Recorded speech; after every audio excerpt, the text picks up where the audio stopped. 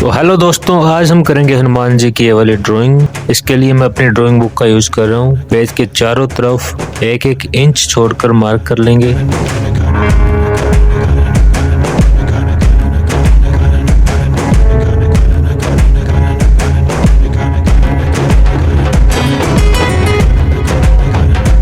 Reference photo का link जो है आपको डिस्क्रिप्शन में मिल जाएगा।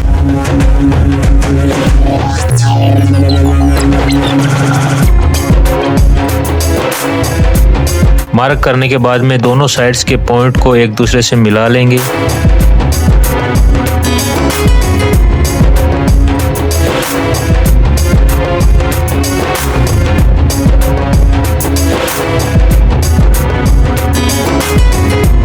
तो रेफरेंस फोटो को अच्छे से ऑब्जर्व करके आंख से ड्राइंग बनाना शुरू करेंगे।